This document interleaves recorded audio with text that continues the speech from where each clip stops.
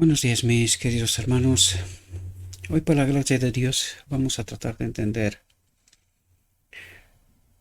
una reflexión que creo que es importante. Por eso vamos a invitar y a rogar a nuestro Dios que nos envíe su Espíritu, que nos capacite para poder entender su verdad, su realidad, su perspectiva. La reflexión de hoy, en realidad, nos habla de la última generación, sobre todo, de este carácter que ha de glorificar a Dios, ¿verdad? Por eso la reflexión está titulada Nuestro destino eterno se decide por nuestra trayectoria aquí. Y esto es muy importante porque mucha gente piensa distinto, ¿verdad? De este asunto, que vamos a pecar hasta que Cristo viene y en aquel momento pasará algún milagro, alguna cuestión. Pues ya vemos que el Evangelio una y otra vez nos habla de otra cosa, ¿verdad? Y fijaos lo que nos dice nuestra reflexión. Dice, no tenemos más que una probación en la que formar el carácter. Vaya, que empezamos bien con la voz, ¿no? Es sumamente importante entender que Adán se equivocó una vez, ¿verdad? Una vez que Dios creó a Adán, a la humanidad, Adán se equivocó. Pero a través de Cristo se nos dio una oportunidad más. Por eso nos dice, no tenemos más que una aprobación en la que formar el carácter. O es ahora o nunca, ¿verdad? Dice, y nuestro destino depende de la manera en que lo formemos. Atentos porque es importante y atraigo la atención sobre esto. Dices, nuestro destino depende de la manera en que lo formemos. Cuando dice lo formemos es una obra conjunta. Porque nosotros tenemos que elegir, ¿verdad? Dios no puede elegir por nosotros. Y solamente cuando elegimos y bien, recibiremos poder, ¿verdad? Si elegimos mal, ya nos dirá la reflexión también, ¿verdad? Pues estaremos desprovistos de poder. Dice, los que en la tierra han formado caracteres que por la gracia de Cristo llevan el molde celestial, esto quiere decir, llevan el principio con el cual o en el cual funciona el reino de Dios, es decir, su espíritu en nosotros. Y para que entendamos esto y entender qué es el molde celestial, que es el carácter de Dios, es decir, la ley en nosotros y en todos los seres creados. Fijaos lo que nos dice aquí. Dice, serán madurados por la influencia de gracia, por la influencia, por la obra del Espíritu Santo, que ya sabemos que es Cristo mismo, ¿verdad? Para la recompensa eterna. Dice, recompensa eterna. ¿Cuál es la recompensa eterna? Dice, llegan a ser partícipes de la naturaleza divina. Claro, cuando nosotros hablamos aquí, mucha gente se queda confusa, ¿no? No entienden cuál fue la naturaleza de Adán. Cuando nosotros estamos hablando aquí, y por eso no entienden tampoco a Cristo, ¿verdad? ¿Cuál era la naturaleza del segundo Adán? Y la naturaleza del segundo Adán nos revela cuál era la naturaleza del primer Adán. Divino-humana. ¿Por qué? Pues justo por lo que nos está diciendo aquí. ¿Cuál es el premio por excelencia? ¿Cuál es la condición a donde Dios trata de llevarnos otra vez? ¿Qué es lo que ocurre en la boda del Cordero? Pues precisamente llegaremos a ser partícipes de la naturaleza divina. ¿Cómo? Por la obra del Espíritu Santo. Es decir, seremos restaurados a la condición de Adán en Edén. Claro, hoy le estamos hablando a la gente de esto y parece ser que estamos hablando de cosas extraterrestres. Pero el texto nos revela esta profunda realidad. Y por eso digo que no conocemos al auténtico Cristo. ¿Por qué? Porque no entendemos quién era. ¿verdad? Cuesta, y a la mayoría del cristianismo cuesta, incluso cuando decimos, no conocemos a este Cristo, mucha gente mira así de reojo y dice, vaya espabilado, ¿verdad? Pero la profunda realidad es esta. ¿Quién vino en la tierra? El hombre Cristo Jesús, en el cual habitaba la plenitud de la divinidad, es decir, era partícipe de la naturaleza divina. Eso es lo que trata de explicarnos. Y esto es precisamente el proceso a donde nos trata de llevar Cristo, ¿verdad? Por eso nos dice, nuestro destino eterno se decide por nuestra trayectoria aquí. Si llegaremos a ser partícipes de la naturaleza divina, es decir, preparamos este carácter junto con el Espíritu Santo, junto con Cristo, para entrar en la boda del Cordero y ser partícipes de la naturaleza divina, recibir la plenitud de la divinidad, ¿verdad? Del Espíritu. Y fijaos lo que nos dice a continuación. Dice, habiendo escapado de la corrupción que hay en el mundo por la concupiscencia. ¿De qué nos habla? Desde luego no de que pecamos hasta que Cristo viene, por supuesto que no, porque ¿cómo se escapa de la concupiscencia y de la corrupción? Habiendo escapado de la corrupción que hay en el mundo por la concupiscencia, pues dejan de pecar. ¿Y esto qué significa? Hemos tratado de hablar sobre este asunto. La gente no logra entender esta realidad, ¿verdad? O la niegan dando por imposible, porque claro, los maestros pues están peleando a muerte para demostrar que esto no es verdad, que esto no es real.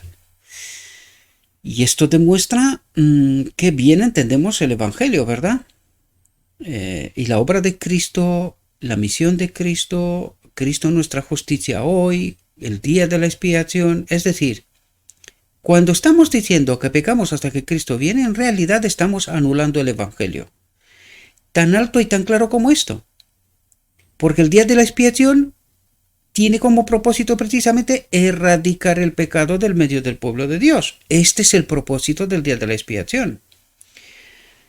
Y resulta que este pueblo escogido por Dios pues no entiende ni su misión, ni el propósito, ni la obra de Cristo, ni experimenta. Sé que son palabras duras, pero como he dicho, aquí tratamos de entender la verdad. O entendemos esta verdad o no seremos partícipes del reino de Dios, que es lo que trata de explicarnos esta reflexión, ¿verdad?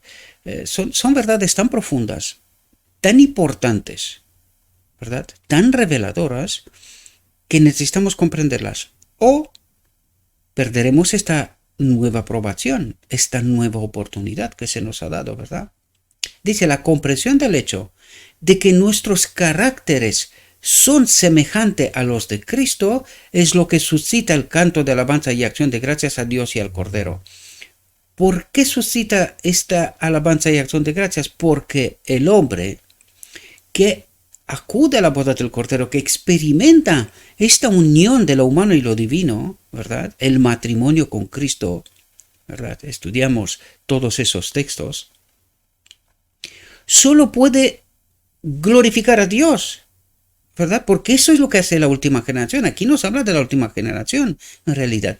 Lo único que nos queda es alabar, glorificar a nuestro Dios, ¿verdad? En vida y hechos. O sea, vida y hechos, bueno, es lo mismo en el fondo, ¿verdad? No solamente teórico, sino que es práctico, es una realidad. Y como consecuencia, glorificamos a Dios, ¿verdad? Reconocemos que sin su obra, sin Él, esto hubiese sido imposible. Nosotros no podemos hacerlo por nosotros mismos. Lo único que podemos hacer, y esto significa libertad, es elegir. Es lo único que podemos hacer, ¿verdad? Los que aprecian la bondad, la misericordia y el amor de Cristo, y al contemplarlo se transforman en su imagen, serán partícipes de la vida eterna. Ahora, nosotros deberíamos de pensar profundamente cuando decimos, nosotros no podemos, pecamos hasta que Cristo viene, y Cristo nos dice, al contemplarlo se transforman en su imagen, serán partícipes de la vida eterna. Es como decir, da igual que Cristo pecó o no pecó, seremos salvos, ¿no? Porque eso es lo que creemos nosotros. Pecamos hasta que Cristo viene, es decir, ¿a qué imagen nos transformamos? ¿A un Cristo santo sin pecado? ¿Y creemos que esto puede ser una realidad para nosotros? ¿Creemos a este Cristo? ¿O creemos a un otro Cristo y seremos transformados, o ya lo somos, a la imagen de un otro Cristo? ¿Verdad? Que peca indefinidamente, que necesita sangre, ¿verdad? Y una obra infinita, porque nosotros no podemos, ¿verdad? Dice, los atributos de su carácter son semejantes a los de Cristo. ¿Es posible? Los atributos de su carácter son semejantes a los de Cristo y no pueden faltar al descanso que queda, dice. Tiene mucha profundidad ese descanso, ¿verdad? Veo muchas cosas que se escriben y creo que la profundidad del descanso en Cristo es su espíritu en nosotros, ¿verdad? Este monumento recordatorio de la creación era que no olvidemos quién es nuestro creador, que no olvidemos quiénes somos y que fuimos puestos aquí como administradores de su herencia, de su propiedad, ¿verdad? De lo que es suyo, ¿verdad? Esta tierra no nos pertenece a nosotros, nos fue entregada para administrarla. Y el Sabbat fue creado para eso, no olvidar quiénes somos, cuál es nuestra condición. Y alguno podría decir, no, pero si en el cielo no pasa esto. Miren a Lucifer. Pasó. Por eso es necesario un recordatorio, este monumento de la creación. Recuerden quién soy, quién sois, quién es Dios, ¿verdad? Quién es Él. Recuerden quiénes sois vosotros. Recuerden dónde estáis y cuál es la real condición, ¿verdad? Por la eternidad.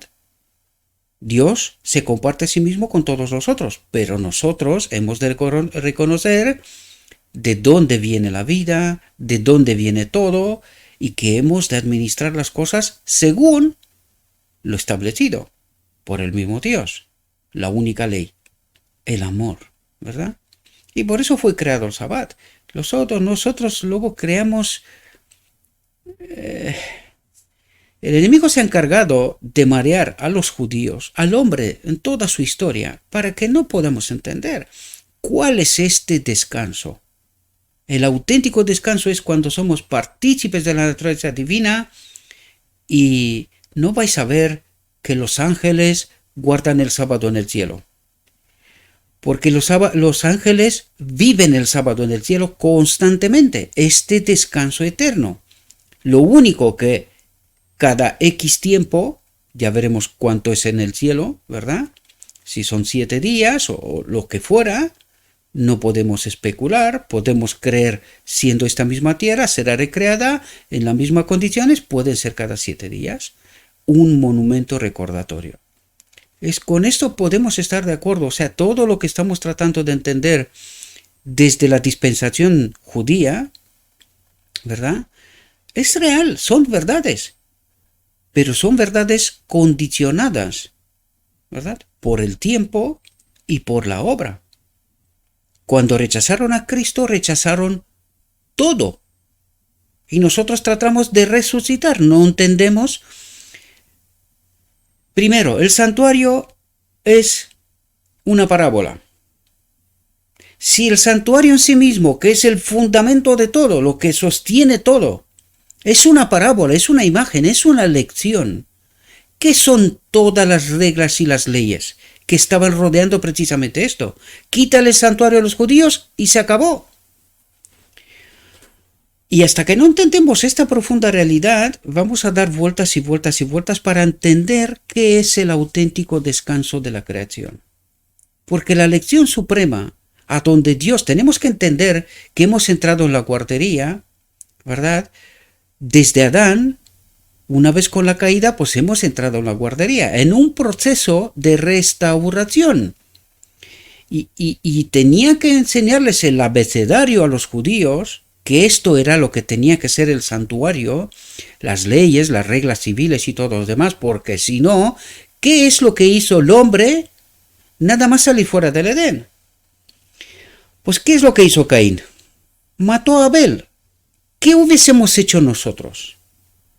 De verdad, después de 6.000 años de historia no logramos entender que si no fuera por la protección de Dios, aquí no quedaría uno. Aparte que el enemigo nos quiere matar hasta el último, porque si no existe hombre, no existe la demostración, ¿verdad? La gloria, o sea, no existe esta última generación que ha de glorificar a Dios. Y el enemigo eso es lo que quiere, que esto no sea factible, ¿verdad? Pues si no fuera por la protección de Dios, aquí no hubiese quedado uno. Necesitamos entender todo el abecedario y todo el proceso de construcción de una realidad de Dios para el hombre, para que el hombre pueda entender, ¿verdad? Y las distintas etapas de la historia de la humanidad. Nosotros tratamos de hacer cosas porque he visto yéndose, hay mucho simbolismo en la Biblia y hay muchas cuestiones. Pero necesitamos entenderlas todas en su tiempo y su contexto correcto, porque si nosotros venimos a aplicar, mucha gente no se da cuenta cuando hablan de calendarios y de todas esas cosas, no se da cuenta porque Dios dijo, 6 días trabajarás, la semana continua, e incluso en esto veo que hay un marreo que no se entera uno con otro, ¿verdad? 6 días continuos. Si hay 6 días y el séptimo es el sábado, ¿verdad? Es el día de descanso. Casi podrías decir, quita los calendarios. Podrías decir, quita los calendarios. 6 días trabajo, el séptimo descanso. Pero es que incluso tenemos que entender una cosa. ¿Puso Adán nombre a los días? ¿Tenían los días nombres? Pues si tienen los días nombres,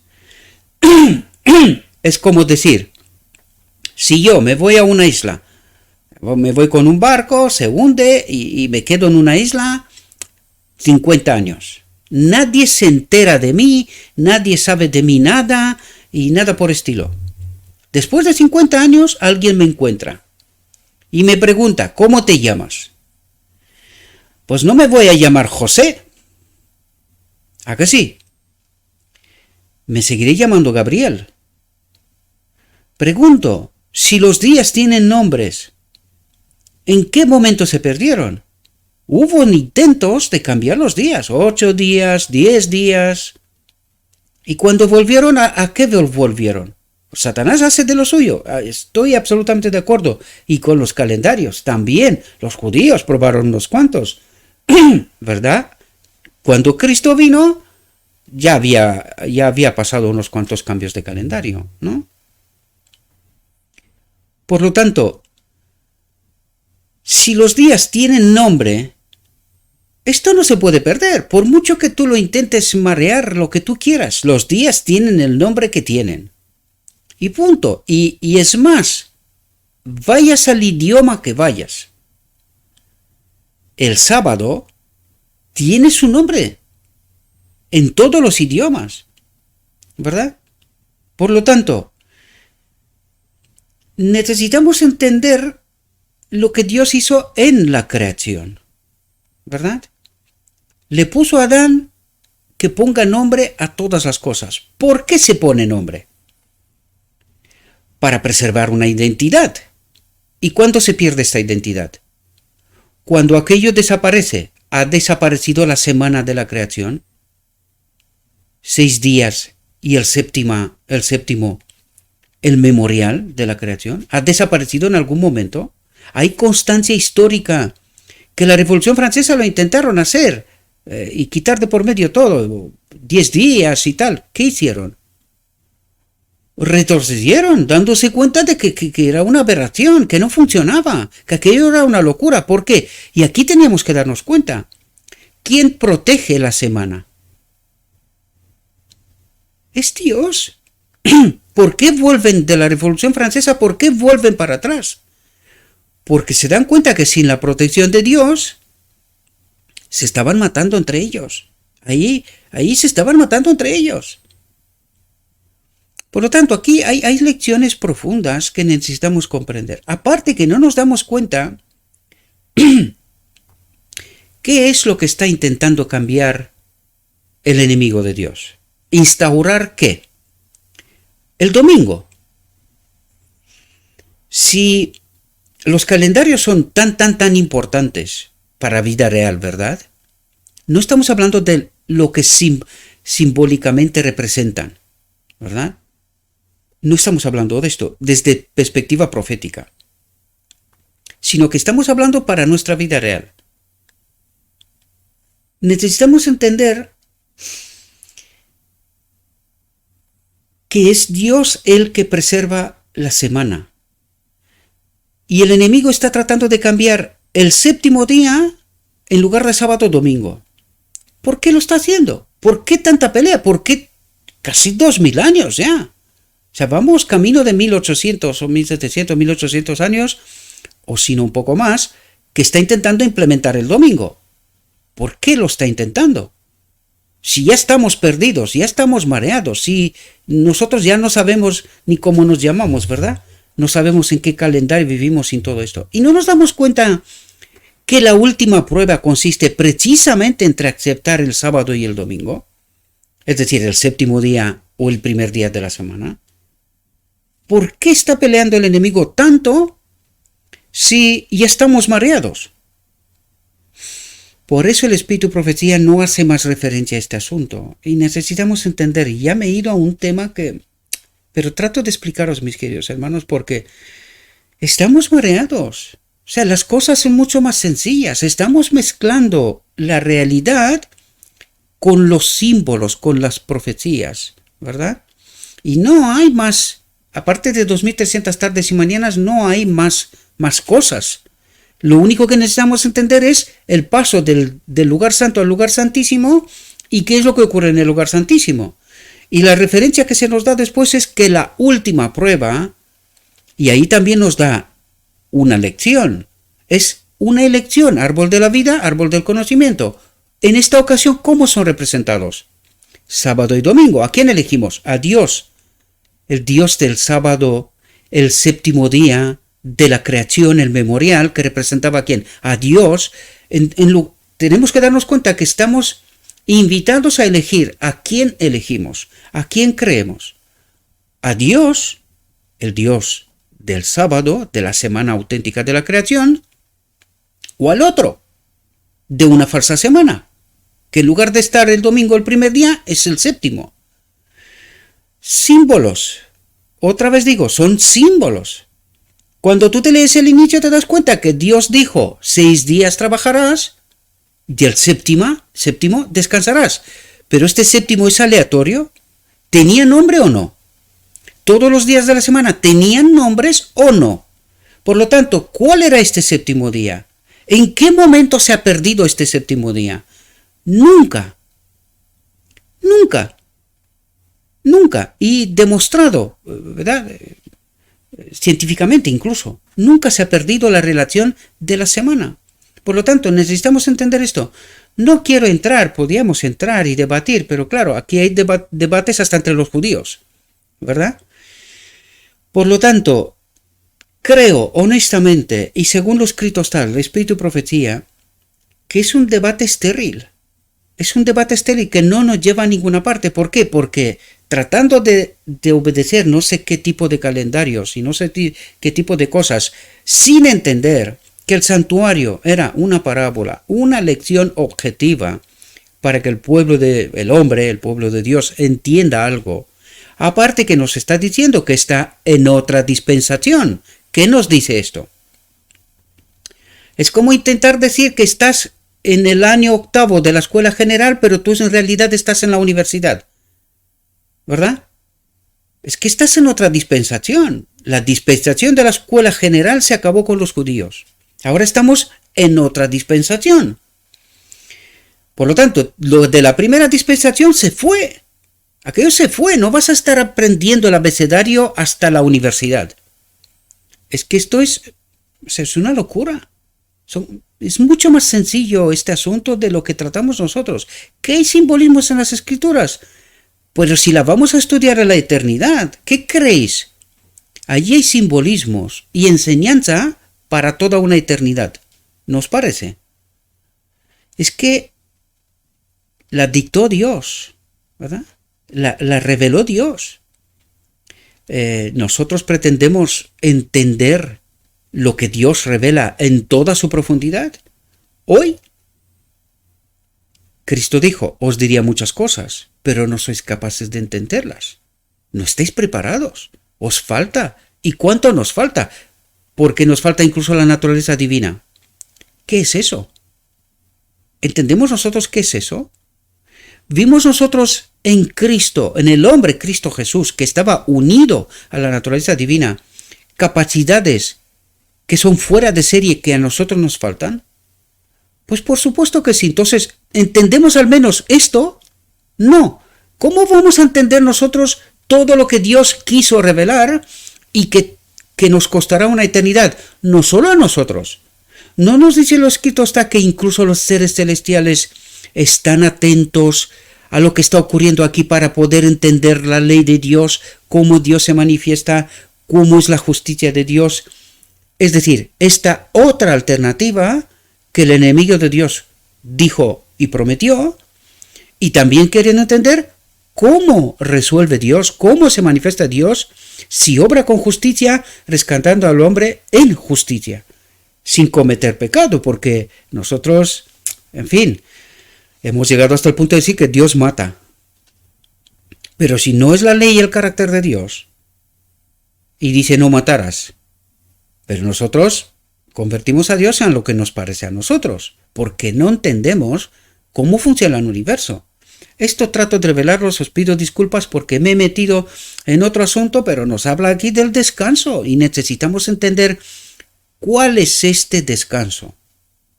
Si Adán hubiese vivido en Edén, hubiese respetado lo que Dios dijo. 6 días trabajó, el séptimo día era un día de descanso, de recuerdo, ¿verdad? De encuentro con Dios.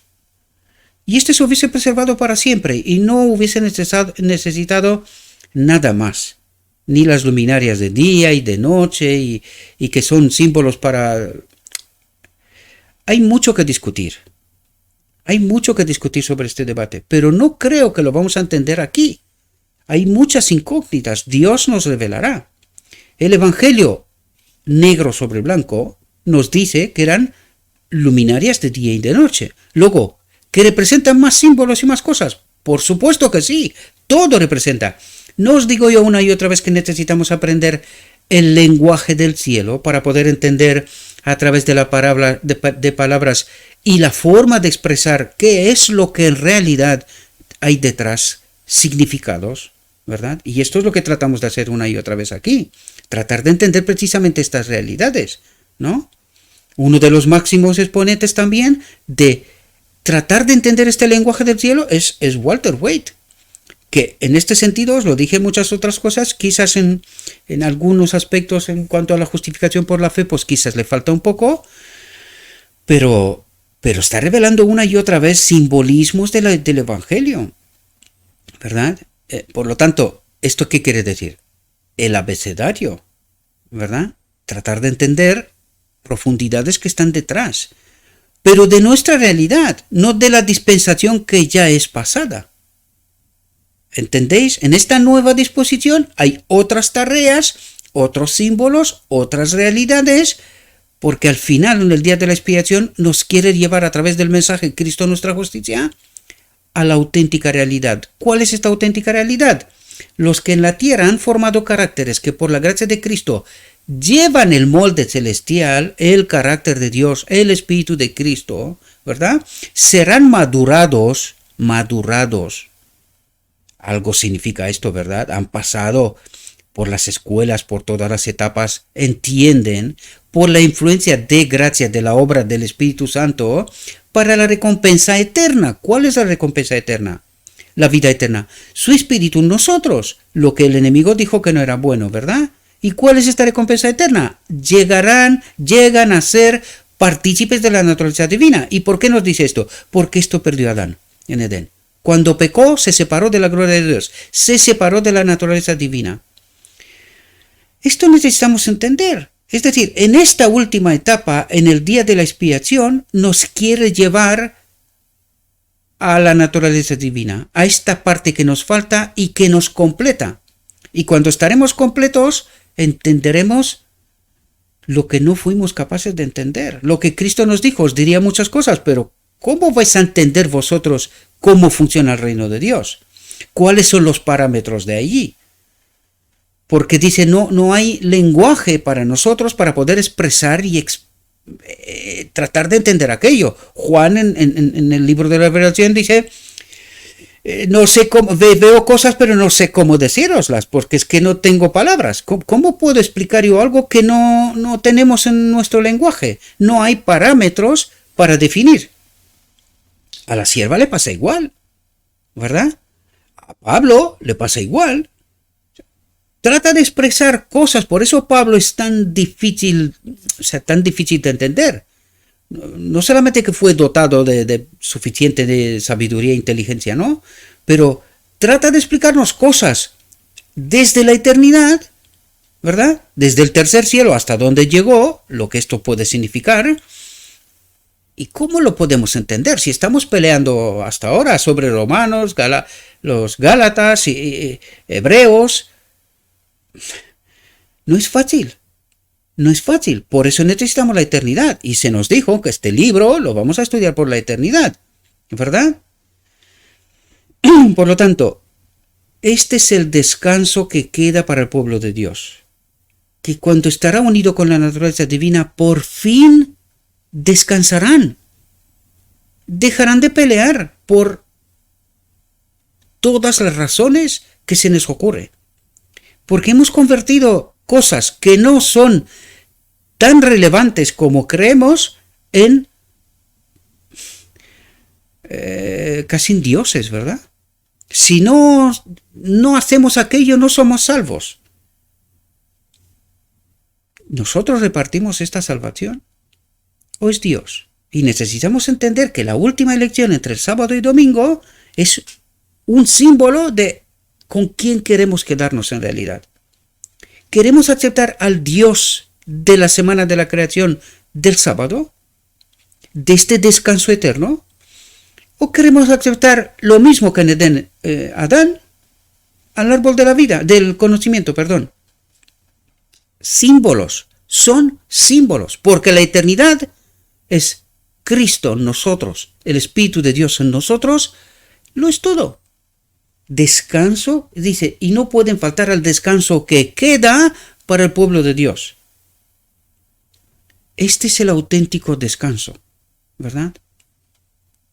Y perdonadme porque me he alargado, pero creo que son cuestiones que veo peleas, ¿verdad? Y quiero ayudaros, pero claro, para poder ayudar, alguien se tiene que dejar ayudar. Y vivimos en realidades, en tiempos pasados, en dispensación pasada, y no entendemos la realidad. Y no tengo ánimo de ofender a nadie. Lo digo porque os quiero con toda mi alma. Pero necesitamos entender las realidades. Y por eso os he dicho en muchas ocasiones que somos capaces de quitar el espíritu, profecía, lo que fuera, porque no nos salen las cuentas. Y no entendemos que es mucho más sencillo que esto. Son símbolos y necesitamos entender qué es lo que representan. Y cuál es la elección, al fin de cabo, ¿verdad? Va a ser salva mucha gente que ha vivido en calendarios distintos, en épocas distintas, que no han guardado nunca el sábado, ni siquiera han sabido de él, y serán salvos. ¿Cuántas formas de salvación hay? Y necesitamos entender esto. Nuestro Dios obra en justicia. Si obra en justicia, ¿cuál es la auténtica salvación? Entender que Cristo lo es todo para mí. Él es la ley para mí. O acepto a Cristo o no tengo nada. Soy muerto. Por tanto, necesitamos entender estas profundas realidades, mis queridos hermanos, porque hacemos a algunos creer que no serán salvos si no obedecen no sé qué. Y miran las estrellas y las lunas y si ha habido nubes y no ha habido nubes y eclipse y no sé qué cosas. De verdad, maduremos. Eso es lo que digo, sin ánimo de ofender a nadie. Maduremos. Tratemos de entender, escuchar a Dios. Dejemos de escuchar a los judaizantes y por algunos veo que utilizan un vocabulario de los judíos. Amigos, ¿habláis hebreo? ¿Aramaico? ¿Lo habláis? Si lo habláis, habladlo todo. Y si no, callaos, porque si no sería como tratar de explicaros en español y utilizar palabras de rumano o del inglés si queréis. ¿Qué os parece? ¿Qué entenderéis? Dejad de ser niños, por favor. Esto no sirve de nada, utilizar el lenguaje del hebreo, por decirlo en el lenguaje actual, ¿verdad? ¿Porque creéis que sois interesantes? No, necesitamos entender las palabras en su profundidad, en su sentido, para entender un poco el contexto y qué es lo que quiere transmitir. Pero dejad de utilizar un lenguaje que no os pertenece. O habláis hebreo y habláis solo en hebreo, y dejad de jugar, hablad en español utilizando palabras del hebreo. Maduremos, ¿verdad? Dejemos de jugar jueguecitos, porque estamos confundiendo a la gente. La gente no logra entender. ¿O qué evangelio transmitimos nosotros? ¿Qué lenguaje utilizó Cristo? Necesitamos entender el profundo evangelio y el mensaje verdadero de Cristo, del auténtico Cristo, porque el falso hace cosas de esas raras. Y la gente se queda confundida. ¿Por qué creéis que cuesta tanto entender el evangelio? ¿Por qué hay tanto espabilado entre nosotros? Y perdonad por qué utilizo esta expresión, pero esto es lo que estamos haciendo. Estamos jugando con la mente de la gente, que no entiendan la realidad. Y luego nos preguntamos, ¿por qué somos tan poquitos? Pues ¿por qué será? Por muy listos que nos creemos. ¿Los judíos no hicieron lo mismo? Pues sí. ¿Cómo llamamos a los demás? Perros. ¿Y nosotros qué les decimos? No, nosotros somos muy elevados, muy titrados, muy teólogos, muy titulados y todo lo que queramos. Hablad el idioma que corresponda. Y punto. Y dejad de jugar con la mente de la gente. Tan sencillo como esto. Que os enfadéis, lo siento, os pido perdón, pero acepten la realidad. Por favor. Pero los que han desarrollado un carácter según el orden satánico no estarían en casa en el cielo. Y aquí nos revela una realidad tan profunda. Es decir, si nosotros desde aquí no experimentamos la conexión con lo divino, con Cristo, y que nos guste o no, ¿verdad? Hay gente que adora a Satanás porque así lo quieren. Pues muy bien, han hecho su elección, ¿verdad? Pues nosotros tenemos que probar a Cristo, experimentar a Cristo, ¿verdad? Y si nos gusta, pues seguirle. Si no nos gusta, pues dejamos de seguirlo, ¿verdad?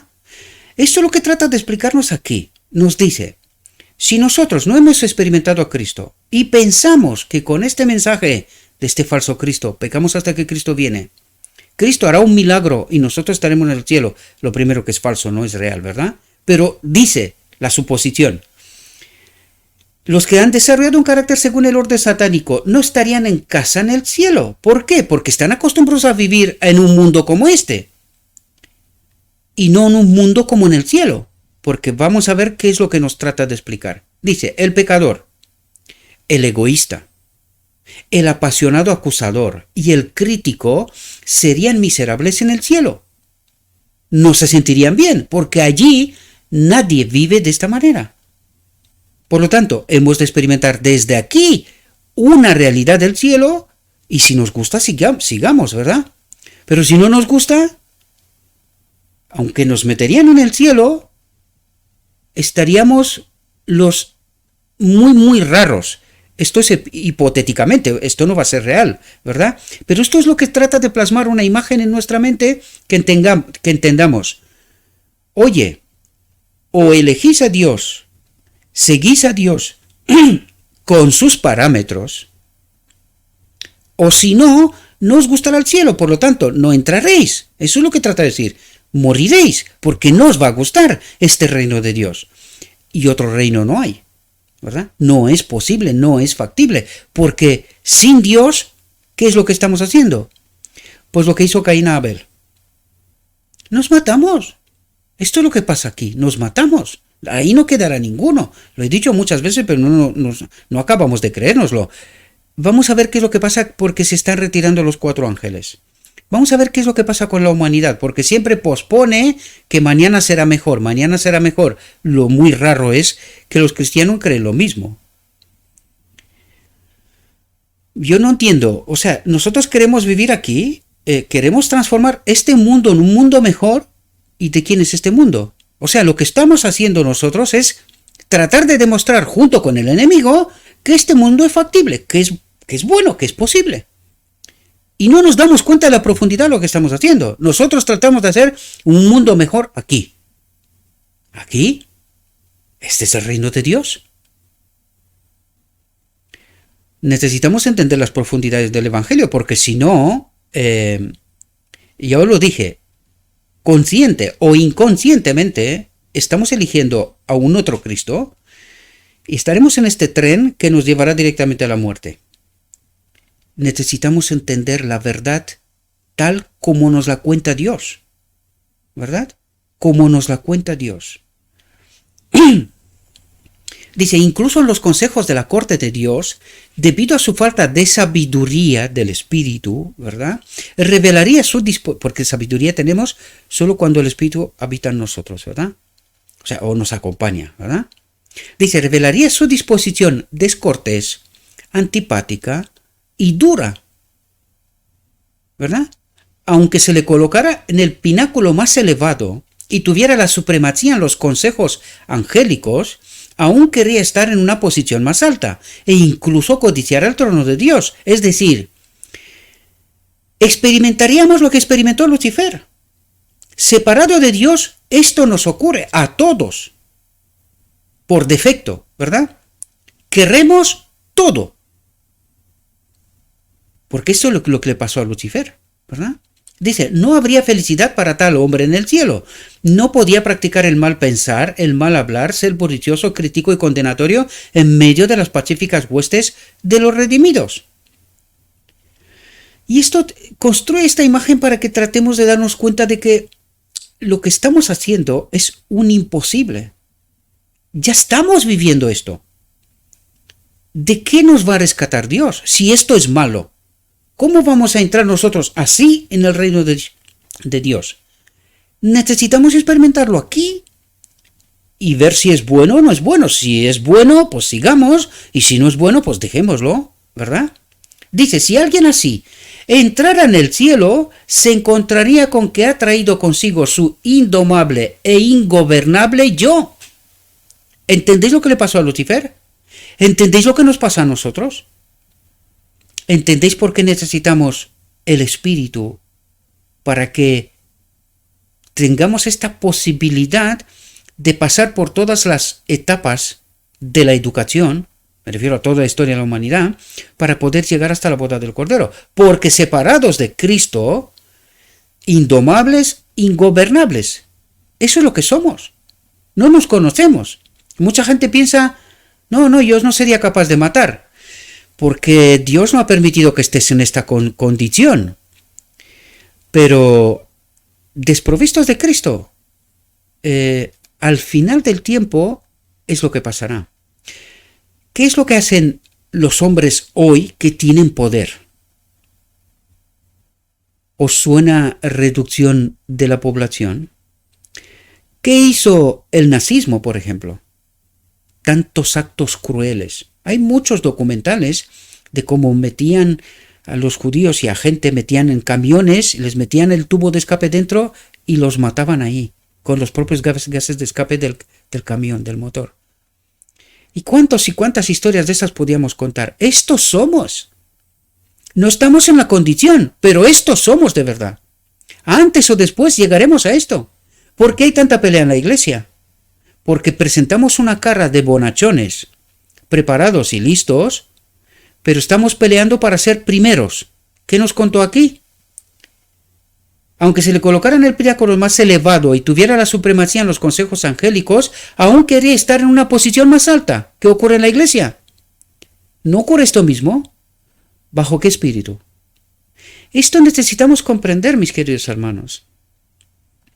Esta es la realidad que nosotros ya estamos experimentando. Y nosotros la queremos llevar al cielo. Pero esto es imposible. Esto es lo que nos trata Dios de decir. Chicos, es imposible. Mi reino no tiene nada que ver con este mundo. Nada. Nada. En absoluto.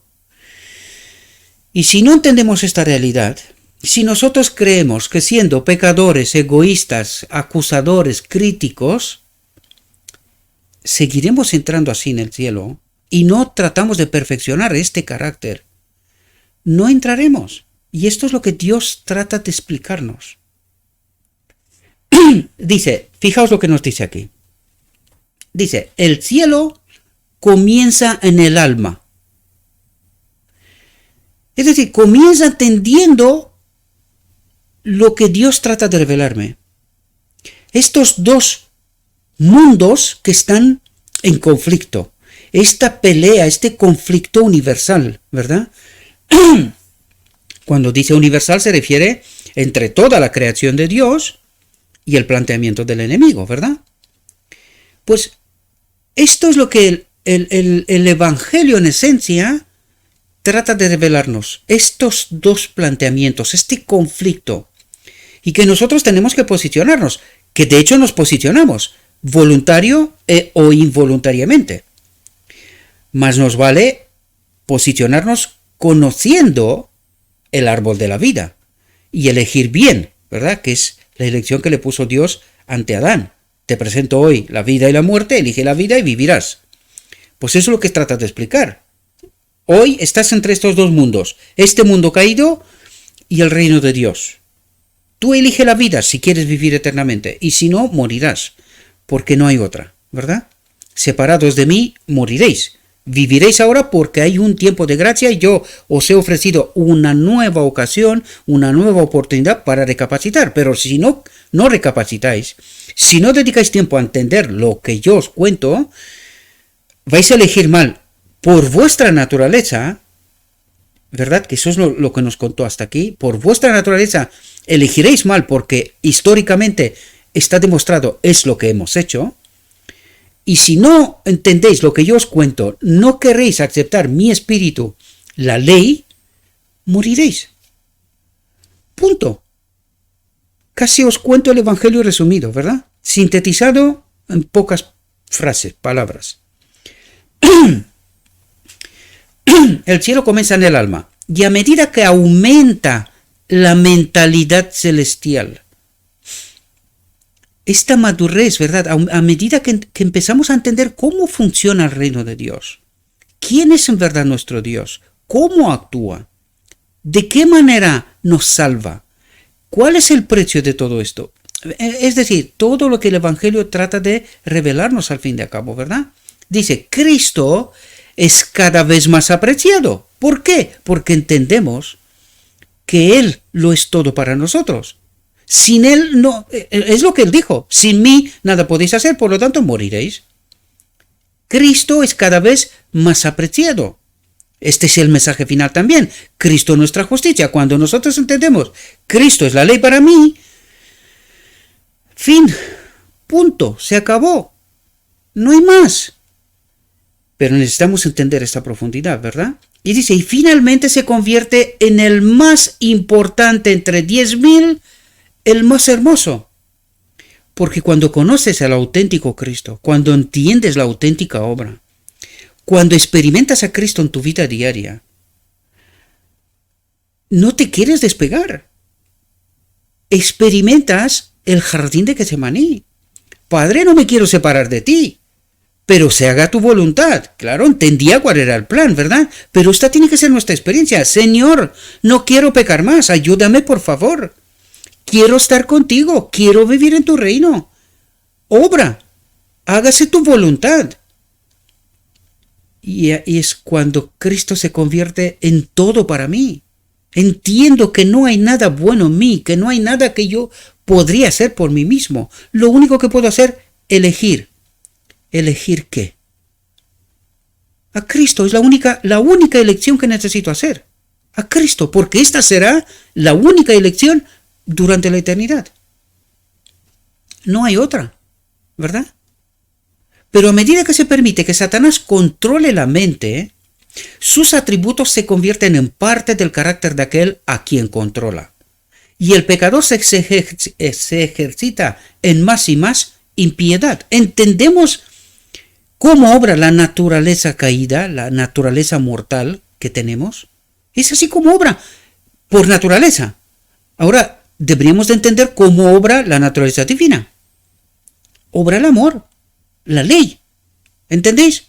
De manera natural.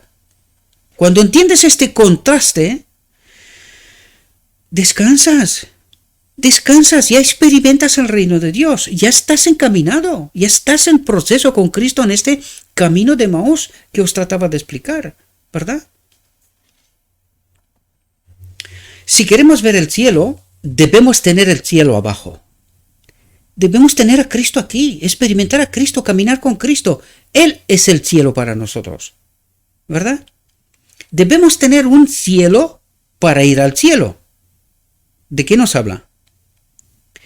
Debemos tener a Cristo para poder ir al cielo, de verdad, ¿no? Debemos tener el cielo en nuestras familias.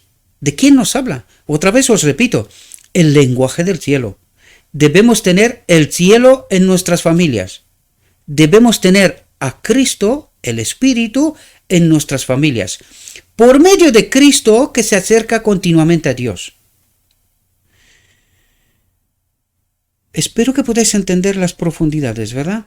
Dice, Cristo es el gran centro de atracción, como un imán que lo atrae todo a Él, si le permitimos, ¿verdad? Y el Hijo de Dios, escondido en Cristo, es decir, el hombre, el Hijo de Dios, escondido en Cristo, se encuentra con Dios. ¿Por qué? Porque en Cristo habita el Padre también. ¿Ahora entendéis? Y lo que nos dijo antes, Cristo es el gran centro de atracción. Es el puente, ¿verdad? Entre el hombre en Cristo y en Cristo habita ¿quién? El Padre. Espero que podáis entender porque aquí hay una revelación tremenda, ¿verdad? Dice, se encuentra con Dios y se pierde en el ser divino.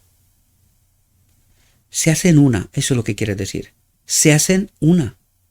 La oración es la vida del alma. Es alimentarse de Cristo. Es interesante qué revelación, ¿verdad? Dice, la oración es la vida del alma.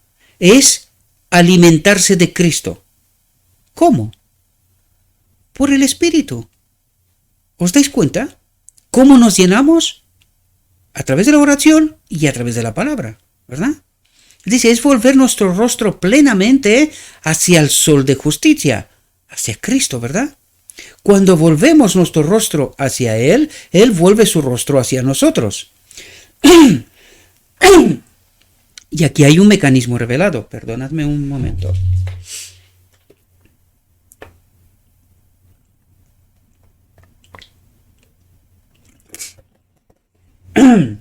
No pensaba yo que se me va a poner tan larga esta reflexión, ¿verdad? Pero aquí hay un mecanismo revelado. Dice, cuando volvemos nuestro rostro hacia Él, Él vuelve su rostro hacia nosotros. Y si no volvemos el rostro hacia Él, Él vuelve el rostro hacia nosotros. ¿Pero por qué? Porque si nosotros no elegimos, Él no puede actuar. Porque ¿qué es lo que hace el enemigo? Este me pertenece, no puedes hacer nada. Pero si yo elijo a Cristo, entonces Cristo sí puede actuar. Por eso nos dice aquí, y nos revela este principio, ¿verdad? Cuando volvemos nuestro rostro hacia Él, Él vuelve su rostro hacia nosotros. Él anhela darnos la gracia divina. ¿Pero por qué anhela? ¿Por qué no lo hace? Porque no puede infringir la libertad. Tenéis que entender que Dios tiene que obrar en justicia.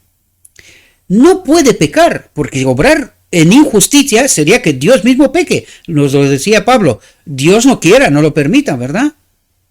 Una semejante locura. Dios tiene que obrar y obra en justicia. Y esto trata de revelarnos aquí el principio. Nosotros elegimos, Él actúa, nos da poder. Nosotros no elegimos, Él no puede actuar y nos quedamos como estamos. Y esto revela de por qué estamos como estamos. Porque no tratamos en todo momento de estar pegados, conectados con Él, ¿verdad? Y dice, y a medida que nos acercamos a Dios con plena certeza de la fe, nuestras concepciones espirituales se avivan. No caminamos entonces en la ceguera, lamentando nuestra esterilidad espiritual, perdonad, porque mediante la búsqueda diligente y en oración de la palabra de Dios, aplicamos sus ricas promesas a nuestras almas. Los ángeles se acercan a nuestro lado y el enemigo con sus múltiples artimañas es rechazado. ¿Por qué? Porque nosotros hemos elegido a Cristo, vivimos en esta elección. Es que no es solamente ahora. Esto va a ser para la eternidad, queridos. Esta es una lección suprema, un principio inamovible. Tenemos que vivir en esta elección constante con Cristo, ¿verdad? Y es entonces cuando los ángeles, dice, se acercan a nuestro lado y pueden asistirnos, ¿verdad? En lo que fuera. Dice, la oración es la fuerza del alma. Y sin embargo, este ejercicio ha sido tristemente descuidado. Aquí habría mucho que hablar. Porque nosotros, ya nos lo decían otro día, nosotros nos colocamos de rodillas y con mucho descuidado le mandamos una carta a Dios. Mira, hagas esto, aquello, lo otro, tal. Y somos nosotros los que le decimos a Dios lo que tiene que hacer, ¿verdad? Desgraciadamente necesitamos entender, por la gracia de Dios necesitamos aprender a hablar con Dios, respetar a Dios. Lo digo, incluso a mí a veces me pasa, ¿verdad? Cuando estamos deprisa y tal, pues nos estamos de rodilla y soltamos ahí mecánicamente cosas. Y nosotros creemos que le hemos mandado un fax a Dios, ¿verdad? Pero es que el Espíritu no se conecta con nosotros por fax. O es una relación viva, real, directa, o no lo es. Y yo creo que lo que nos está pasando en realidad es que en múltiples ocasiones nuestras oraciones no llegan. Nosotros creemos que sí, pero no. Y por esto nos pasa también cosas, ¿verdad? Nos pasa cosas porque somos descuidados. Por tanto, necesitamos también aprender a hablar con Dios, que sea una comunicación real, con un Dios personal, real, que está con nosotros, aquí mismo, ¿verdad? Dice, por medio de la oración simple, sincera y contrita, la mentalidad celestial se incrementa en gran medida. No necesitamos, aquí no se trata de tiempo, que tengo que orar horas. Si está la necesidad, ora horas. Cristo lo hacía también, muchas noches, ¿verdad? Pero a veces oraba sencillo, pocas palabras, conciso, ¿verdad? Porque algunos se ponen a orar y dicen cosas ahí seguidas y hemos orado, ¿verdad? Y además para que le vean también. Hay momentos y momentos y necesitamos entender cuál es el momento y qué es lo que corresponde para el momento, ¿verdad? Por eso nos dice, por medio de la oración simple, no, sin flores, sin historias. Dios no necesita eso. Dios lo que necesita es que yo entienda y que quiera que Él actúe, ¿verdad? Ningún otro medio de gracia puede ser sustituido y conservar la salud del alma, dice. La oración pone al alma en contacto inmediato con el manantial de la vida y fortalece el nervio espiritual y el músculo de nuestra experiencia religiosa, porque vivimos por la fe viendo al que es invisible.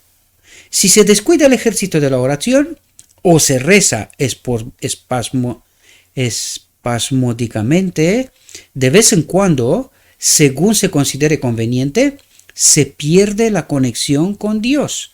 Y nosotros hemos hablado de esto en muchas ocasiones, porque nosotros damos por hecho que tenemos el Espíritu Santo, por el simple hecho de que estamos en la iglesia. No entendemos la palabra de Cristo. Cristo le dijo a todo un pueblo que están adorando a un otro Dios. Cuando le dice vuestro padre Satanás, ¿qué está diciendo? Estáis adorando a Satanás, eso es lo que está diciendo. ¿Y nosotros qué decimos? Que no, que nosotros tenemos el Espíritu Santo. ¿En serio? ¿Y los frutos? Necesitamos comprender, estoy hablando de principios, no estoy condenando a nadie, quiero que se entienda bien lo que trato de decir. Principios, ¿verdad? Conceptos. Y eso es lo que trata de revelarnos. Necesitamos ser estables en esta relación, ¿verdad? Dice, la vida cristiana se vuelve seca y las facultades espirituales no tienen vitalidad. La experiencia religiosa carece de salud y vigor. Hay una tendencia creciente a sustituir la palabra de Dios por YouTube, o por los pastores, o por cualquier otra cosa. Queridos, todas las cosas tienen que estar en su sitio. La palabra de Dios es lo primero. Es el fundamento. Porque luego si no entiendo la palabra de Dios y escucho a alguien como yo en YouTube y no tengo los fundamentos correctos, pues tengo un problema. Porque es que me voy según los vientos de doctrina. Por eso estamos tan mareados y tan confundidos. ¿Que no sabe el enemigo cómo jugar con nosotros? Claro. ¿Por qué? Pues porque no tenemos el fundamento correcto. ¿Verdad? Cristo en palabra, Cristo en espíritu. Y esta comunicación verbal continua con Él, ¿verdad? Y nos vamos, lo que tratamos de hacer no es porque YouTube sea malo, Facebook o cualquier otra cosa, ¿no? También en su contexto correcto, ¿no? Pero nosotros tratamos de recortar el camino. Oye, hay mucho que estudiar, hay mucho que hacer. Es mejor que me lo explique un otro, ¿no? Pues no. Primero, tengo que sentar los fundamentos. Para que luego yo pueda entender, cuando Gabriel abre la boca, a ver, este idiota que me está soltando, ¿me engaña o me está diciendo verdades? Y esto necesitamos entender, que necesitamos primero los fundamentos y luego escucharnos unos a otros. Pero esto es luego, porque Dios se revela, ¿verdad? De muchas maneras. ¿Entendéis? Por lo tanto, primero la palabra. Luego podemos escuchar a otros, cuando ya tenemos fundamentos. Pero si vamos primero a los hombres, esto es justo el error que trata de destacar. Hay una tendencia creciente a sustituir la palabra de Dios por los escritos y dichos de los hombres. Por libros, yo escuché, hace un tiempo atrás, hace unos años atrás, escuché a un líder de iglesia que vino con un libro de un hombre, ¿verdad? De un hombre, y trataba de explicarle a la iglesia los tiempos finales, los eventos finales, con un libro de un hombre. Se te pone el pelo de punta, ¿verdad? Pero, ¿qué le pasó a la Biblia? ¿Qué le pasó al Espíritu de Profecía? Que no nos basta, ahora necesitamos que nos explique un hombre cómo están las cosas. Esto es una locura, queridos, y esto es lo que nuestro Dios trata de decirnos. Cuidado, que hay mucho falso maestro, que él mismo está engañado, no quiero decir que alguien lo está haciendo a propósito, o quién sabe, él sabrá, de todo hay, ¿no? Pero cuidado cuando escuchéis a quien escuchéis, ¿verdad? No podemos ser confiados en nadie, ni siquiera, ya os lo conté en otro día, uno no puede confiar en uno mismo, porque te sorprendes a ti mismo haciendo elecciones o con cosas que nos pasan a diario o no tanto, ¿no? Y uno se sorprende, ¿he hecho yo esto? ¿He dicho yo esto? ¿He elegido yo esto? ¿Entendéis? Pues esto es lo que trata Dios de decirnos. La palabra es segura, la palabra de Dios, ¿verdad? La Biblia y el Espíritu Profético, el testimonio, son seguros. Allí tenemos que ir. Y eso es lo que tratamos de hacer en realidad, ¿verdad?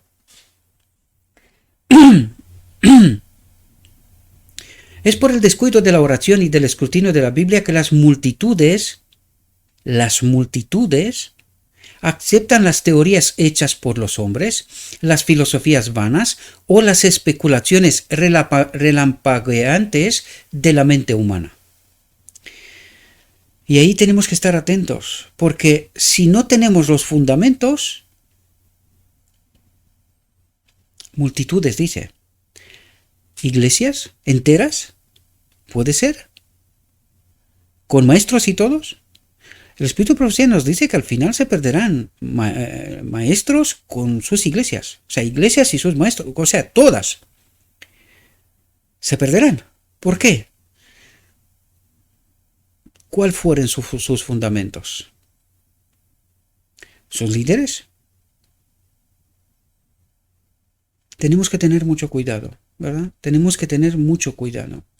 Dios nunca quiso que el alma se alimentara con las tradiciones y especulaciones de la invención humana. La imaginación debe aspirar a un vuelo más alto de lo que la capacidad humana puede originar, pues la mente debe ascender a la fuente de toda sabiduría, a Cristo en espíritu, que se nos revela, ¿verdad? Las almas que nos rodean están hambrientas del pan de vida, del espíritu, de la verdad, ¿verdad? La verdad sin contaminar, hambrientas del agua viva, clara como el cristal que fluye del trono de Dios y del Cordero, del espíritu, ¿verdad? Pero a estas pobres almas se les niega el pan de vida. Dice, se les niega. ¿Tendrá algo que ver con lo que está pasando en las iglesias hoy? Cuando se trata de proclamar la verdad, lo escrito está. Y las iglesias, o sea, los líderes, con la iglesia misma, eligen echarlos fuera. Por el simple hecho de pensar diferente que ellos. Y no estoy hablando de pensar ideas que le sale a uno, no. Estamos hablando de gente que está con lo escrito está. Por ejemplo, cuando os hablo de la doctrina de la Trinidad, por ejemplo, ¿verdad? Hay más ejemplos, pero no quiero entrar en profundizar en todo esto, ¿no? Y las iglesias deciden, no, fuera. ¿Por qué? Porque la iglesia tiene como norma otra norma, ¿verdad? Pero lo escrito está nos revela otras cosas. Yo sé que nos gusta porque cada vez que os hablo de esto, veo lo que está pasando, lo veo. Ya os dice, soy un muy buen analista de lo que está pasando en la red. Entiendo perfectamente. Pero, ¿qué nos interesa la verdad o no? Si creéis que lo que digo no es bueno, no. De hecho, no lo aceptéis de ninguna manera, sino que vayase a lo escrito está. Si lo escrito está te revela otra cosa, pues cree lo que te revela el escrito está. ¿Verdad? No me hagas caso a mí. Yo te revelo mi propia experiencia y lo que yo he estudiado, pero a lo mejor puedo estar equivocado, ¿verdad? Siendo sincero, que también ocurre, ¿no? Las almas que nos rodean están hambrientas, pero a estas pobres almas se les niega el pan de vida e incluso desde los púlpitos se sustituyen los discursos sobre ciencia y vana filosofía por la palabra de Dios. Es decir, en lugar de tratar de estudiar la palabra, contamos historias y cosas, y esto está pasando muy a menudo. Es una dinámica que tú ves que todo el mundo trata de demostrar de lo elocuente que es, de lo listo que es, de lo preparado que es, de lo leído que es. Pero si tú te vas, preparas un PowerPoint, un material, con esta misma reflexión, y tratas de estudiar la palabra por palabra, te echan fuera. Se aburren, tienen sueño y cosas por el estilo. ¿Y qué nos dice Dios? Que esto deberíamos de estudiar, esto deberíamos de tratar. ¿Por qué Dios nos revela esta realidad? ¿Qué es lo que trata de transmitir? Para no estar confundidos. ¿Qué hemos hecho nosotros? Alguien nos enseñó otra forma de predicar, donde se exalta al hombre, al orador, ¿verdad? Al que presenta el tema. Se exalta a sí mismo, por elocuente, por preparado, por espabilado, por muchas otras cosas. Cuando en realidad deberíamos de ser nosotros nulos y que resalte la palabra. Pero esto nos aburre, no nos gusta. Lo digo porque lo he hecho en mi iglesia Y hay quien le gusta y hay quien no le gusta, ¿verdad? Es una realidad, eso trato de explicarlos, ¿verdad? Es la palabra de Dios la que es como un alimento puro, completamente aventado de toda la paja de las incertidumbres y suposiciones humanas. Y es desde ahí donde tenemos que extraer la verdad, dice, aventada de toda la paja, de todo lo que no vale. Es ahí donde encontraremos la verdad, ¿verdad? Comparando texto con texto y llegando a las conclusiones correctas. Dice, solo la gracia de Dios puede vitalizar y refrescar el alma. La preciosa y segura palabra de la profecía revela al que busca la verdad. Otro principio. La preciosa y segura palabra de la profecía revela al que busca la verdad las riquezas de la gracia de Cristo, de la obra de Cristo, ¿verdad? La palabra de Dios es un granero espiritual del que el alma puede recibir lo que alimentará su vida. En la lectura de la palabra de Dios encontramos doctrinas, preceptos, promesas, amonestaciones, exhortaciones y palabra de aliento que satisfarán el caso de emergencia de toda mente humana. Aquí el hombre de Dios puede estar completamente preparado para todas las buenas obras, porque toda la escritura es inspirada por Dios. Toda la escritura es inspirada por Dios. ¿Qué escritura? ¿Solo la Biblia? Atentos, porque Dios se revela de muchas maneras y necesitamos entender bien también estos asuntos, ¿verdad?